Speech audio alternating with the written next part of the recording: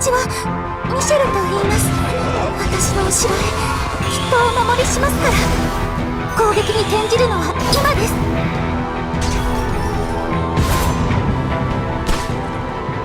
皆さんの盾になります。魔導力甲冑タイプ8性能テスト中。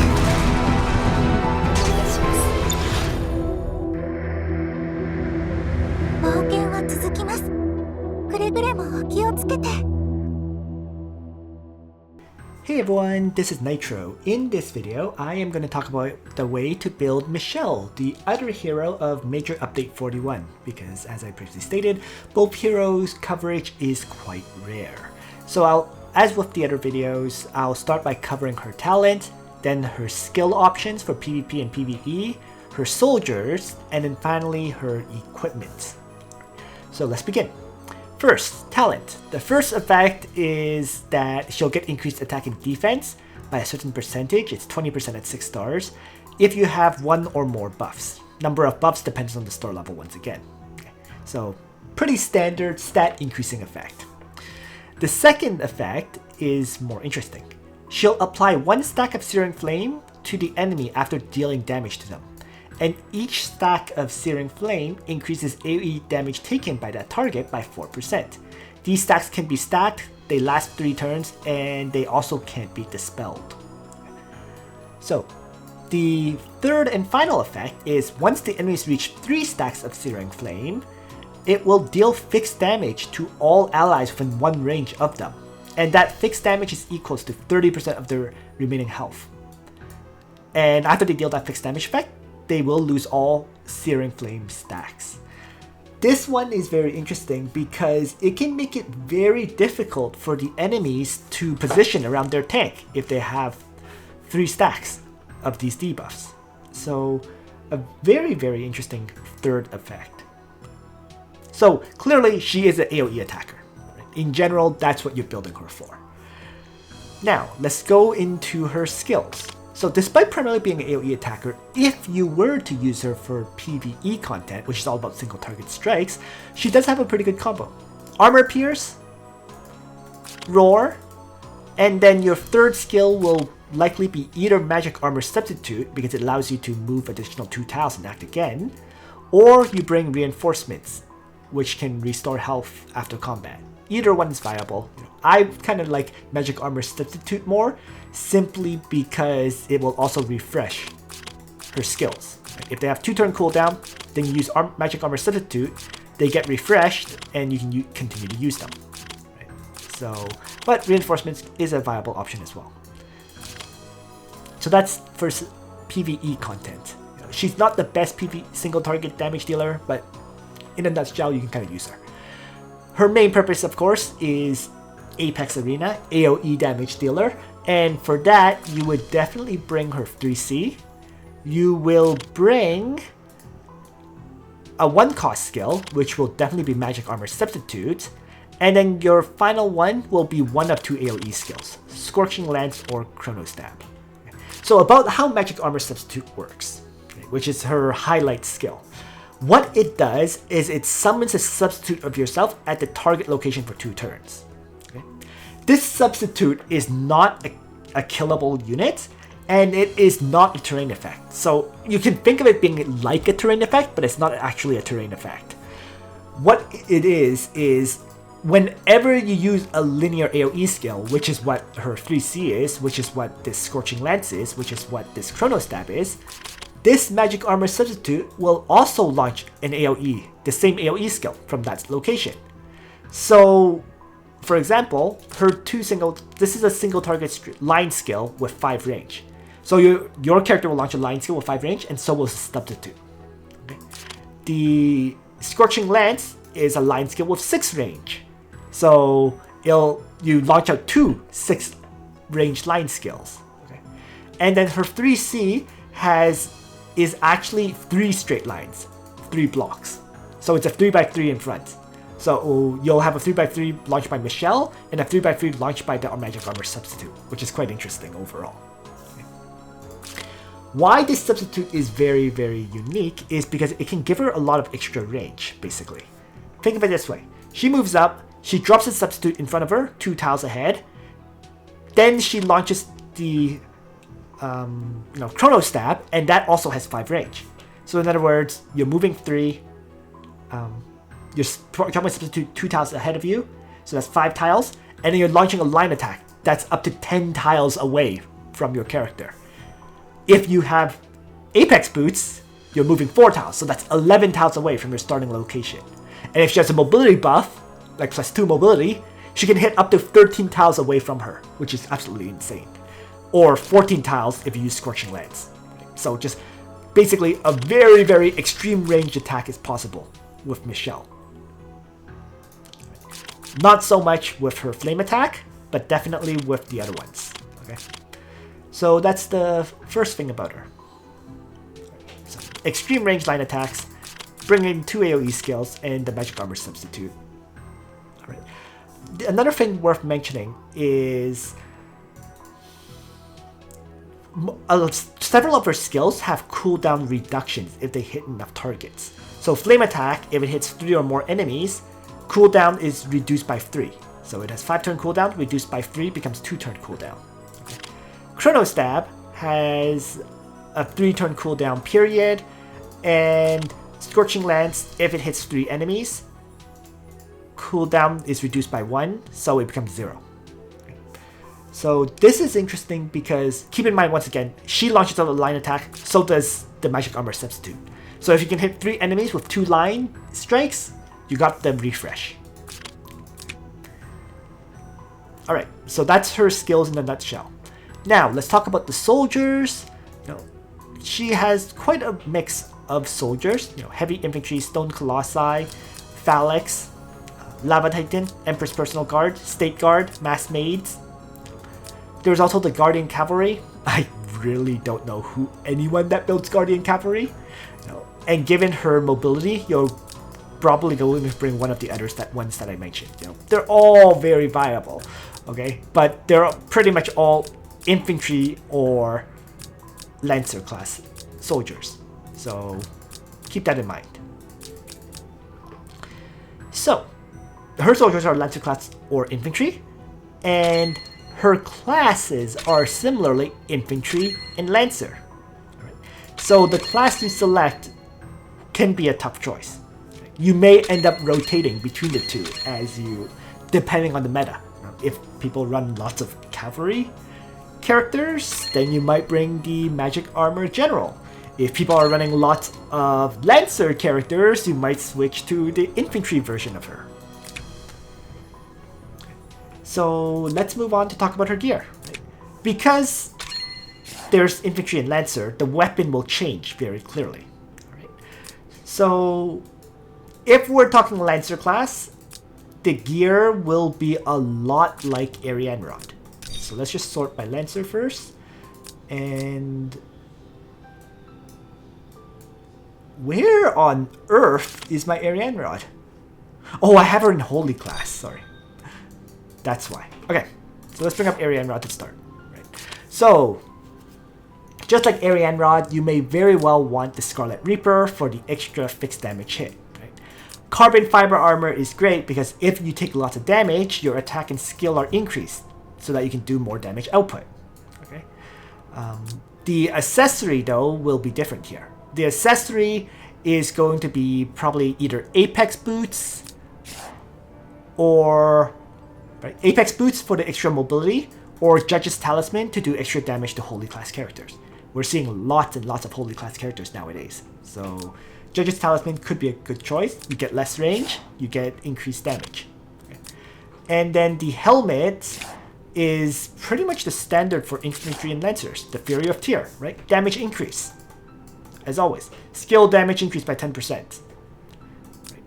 So that would be the Lancer class, right? The AoE maximum damage. Okay. The infantry class weapon, the only difference would be the weapon, right? Once again, Apex Boots or Judge's Talisman. Once again, Fury of Tyr. Once again, probably the Carbon armor, right? Because that's the only armor that has a chance of increasing attack. You could always run some of the other armors, like Forbidden Defender's armor and so on. Mirror armor if you want to do a fixed damage hit beforehand. These get, AoEs or Bloodline, these are all viable armors, but I'm going to assume you want to maximize damage. But, I mean, armor choice has always been very open for Infantry and Lancer class characters. And the weapon is the interesting one. Balance Blade is possible, but keep in mind Balance Blade doesn't increase attack. For an AoE attacker, missing 10% attack can be a big issue. But it does increase your range by 1. So if we're going to switch to another weapon, for reduced range, the other weapon choice might very well be, let's say, Demon Slayer. Demon Slayer provides 8% attack increase as well as skill increase, but more importantly, when an attack results in a critical, you do dispel an enemy buff and apply a debuff onto them. That last part, the dispel enemy buff and apply debuff, is probably the key thing if you choose to use Demon Slayer. So that's a very viable option. In terms of enchants, so the enchants are the red enchants once again, right? I would say the preference is either Breeze, or sorry, it's either Clocks or Magic over Breeze. That's my personal opinion. She already has such extreme range, you don't need the extra +2 mobility. I just said, right, she can do 13 or 14 tiles away from her. So why would you need the extra mobility? You really don't. And that's the fact. Okay. So Clocks would offer the advantage of just flat out being able to launch the attacks again and again. Even though several of her skills have some cooldown reduction, that still doesn't mean you can launch them out every turn. Yes, if the cooldown reduction triggers, then you can launch them out again, but if it doesn't, then you're stuck with cooldowns. So Clocks could work out very well. Magic, I mean, not much needs to be said. Magic simply provides the extra 5% AoE increase in damage, so that's just maximizing output. So whether you do Clocks or Magic, very much up to you there. So now that we've talked about her gear in Infantry and Lancer class, the final thing to talk about would be the class mastery enchants. So pretty straightforward. Because her talent increases attack and defense, you're mostly going to want attack, defense, and hit points on these slots. You will also consider getting skill for the weapon and accessory slots, because that can increase skill by 40.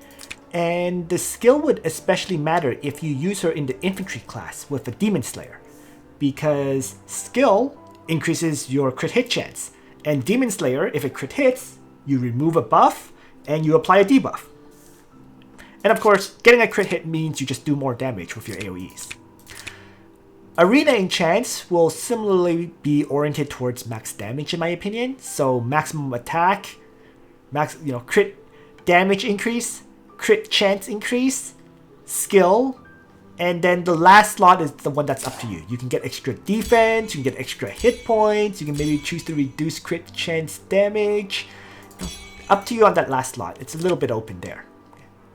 So that would be all her, I guess, enchant slots.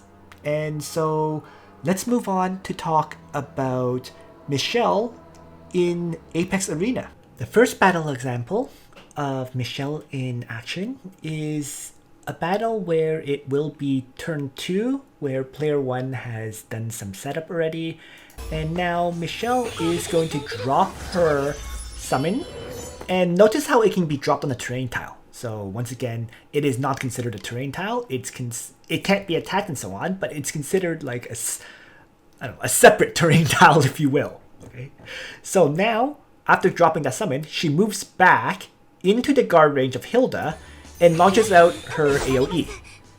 The AoE, the range of her AoE wouldn't actually hit Bozo. Okay, so let me just go back a little here. And if we take a look, okay, Bozo is 1, 2, 3, 4, 5, 6, 7 tiles away. There's no way this line attack hits 7 tiles. But because of the newly summoned version of her, the clone also launches out a line attack that has 6 range. So that clone's attack hits actually both enemies, Rainforest and Bozo, knocking them back. Now that's the skill with 3 turns cooldown. Okay.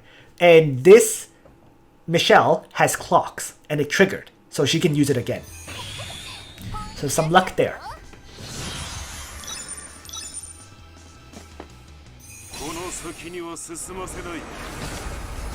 So now Hobo launches out an AoE. Notice again, it doesn't damage the Michelle clone, because it's like a unique terrain effect, or whatever you want to call it. And player 2 is just moving characters up. So now, another line attack. This hits Bozo, nearly killing off Bozo. Quick assault, lots of damage right away, taking advantage of the fact that player 2 has no healer. Right? There's a tank, there's Hobo, there's Cherie, Rainforest, and Bozo. Right? No actual dedicated healer. I mean, I'm sure this Hobo likely has Gift of Eternal Life, but it's not of any benefit right now. So let's continue. So, player 2 characters have been very heavily damaged by Michelle, doing long range strikes.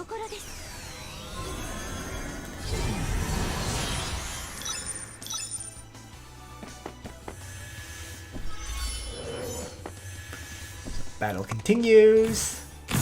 Player 1 has seized a huge advantage so far, just by hovering back and being patient.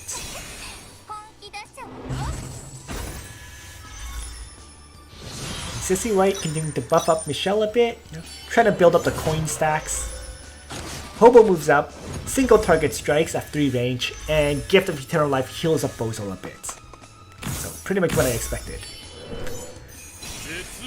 Bozo now charges up and launches out an AoE. So, doesn't silence Michelle, and now Michelle drops the summon, and the summon with it launches up the 3C.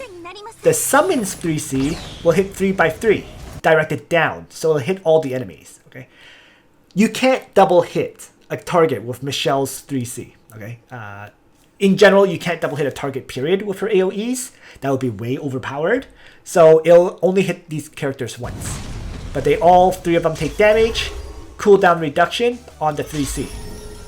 Okay. From no clock trigger, but the cooldown is reduced to 2 anyways. So now, triggering an act again, dropping a new summon with Sissy White. The new summon launches out the smash attack to disable the guard of Hilda. So, player 1 taking full advantage of the lack of healing and lack of debuff blocking and so on. And now, Helena, who acted again, moves up, does some AoE damage, dead Bozo, can now strike with Ignore Guard, right? Because there's no guard on Hilda from the summoned mercenary. And kills Cherie, takes out the first life of Hobo. Right? Just player 2 lost a lot this turn, basically. Bozo dead, Cherie dead, Hobo is down to 1 life.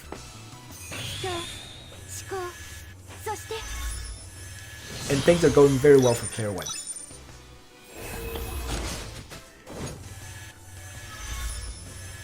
There is no real solution for player 2 to kill Helena. Angels are too tanky. There's no way Rainforest can take on Helena, in my opinion. So there's a black hole from Rainforest to throw out some damage, and he at least heals up a whole bunch. Another AoE, line attack, right? Once again, relying on the clone to actually do damage. Not herself, the clone is hitting all 3 enemies.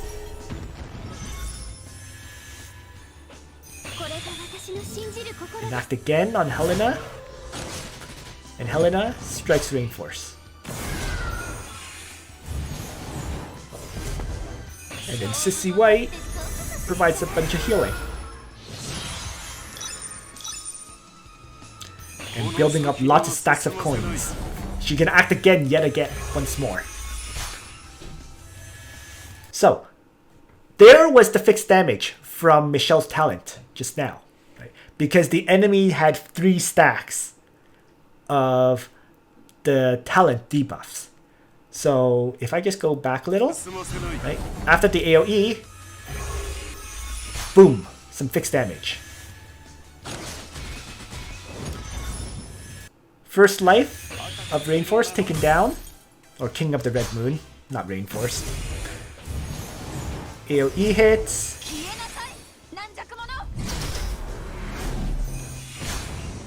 Another fixed damage.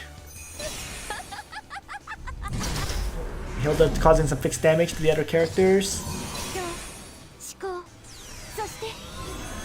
And continuing to make Michelle immune to debuffs and so on. So player 2 hasn't lost a single character. I'm just surprised player 2 has not surrendered yet in this kind of situation. So clone summon once again, act again. 3C AoE. Boom, all 3 targets hits. Rainforest dead, Hobo dead. No. It is totally over. And another clock trigger, so that she could use it yet again. So there we go. Just with the clocks, you can consistently use the skills, far more often than without clocks. Although each AoE would do less damage. So that's the first battle example. Let's move on to the second. In this second example, player 2 has Christiane as the tank. There is Lana and Michelle for AoEs. There is Sissy White as well, who is providing summons and act again. And the last character is Epsilon. So he's been hovering back for several turns now, waiting.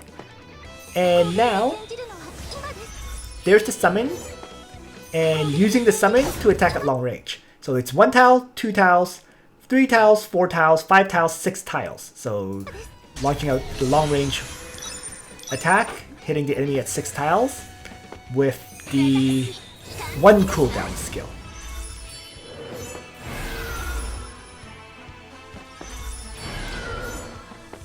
So you can see both sides are continuing to hold back though.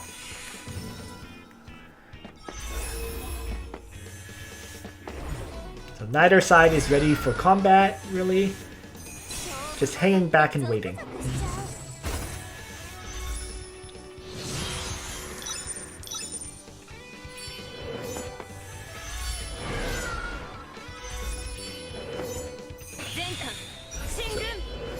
Iron Chancellor activating an offensive buff. Player 1 decides to go aggressive, doing no real damage with that Shadow Raid. And then the Stun Strike does stun Christiane. So Sissy White triggers an act again. And that act again will remove the stun.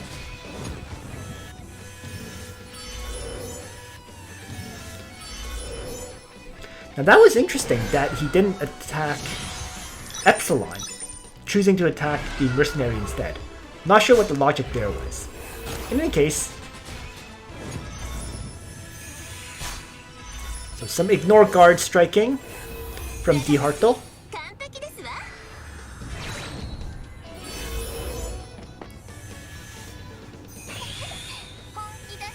And some Sissy White healing. And dropping a new summon, the Cavalry one. Just interesting that he just sent the Cavalry one to suicide. Just to stand in front. Tile blocking, perhaps. So there's Michelle dropping the summon once again, the clone. 3C AoE. Hits 3 targets. Cooldown refresh. Down to 2 turn cooldown on that skill.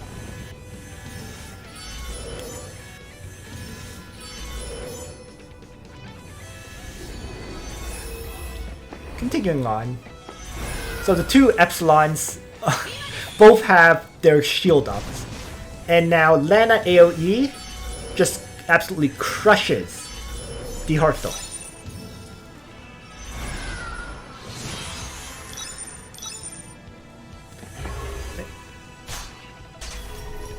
Epsilon Strike takes down Lana. Not entirely sure why. Was there a debuff on her? Had to be. She didn't revive. So now that was the other line skill using the clone to kill Shuri now. Alright. So that took down Shuri. Heaven Sanction. Nobody dies to it. Epsilon moves back. Faction buffing. It's currently shieldless.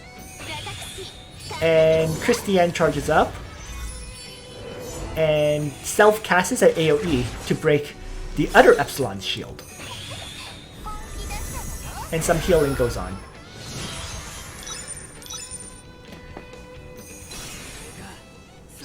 Faction buff for the other Epsilon. It has no attack skill right now, so it had the faction buff. And because of that, with no attack skill, player 2's Epsilon was able to kill player 1's Epsilon and get that shield once again. So Michelle has killed 2 targets, DiHarto and Shuri. So big advantage to player 2 now. It is 4 against 2.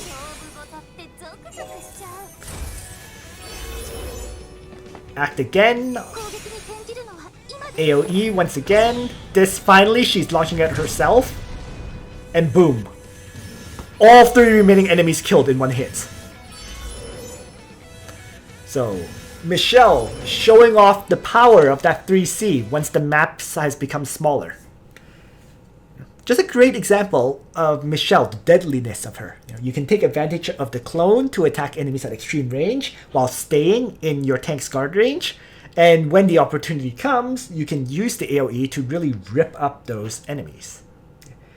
Both examples did show battles where the opponent didn't really have a healer, right? That made a big difference. And in both examples, the winner had Michelle as well as Sissy White for act again purposes and so on. But these are 2 great examples of Michelle in action. This Michelle clearly did not have clocks though. Or at the very least, it never triggered clocks once. So I'm pretty certain this one's a magic Michelle rather than a clocks Michelle. And that is it for now. Thanks for watching, everyone. I hope you found this useful. And on that note, Nitro out.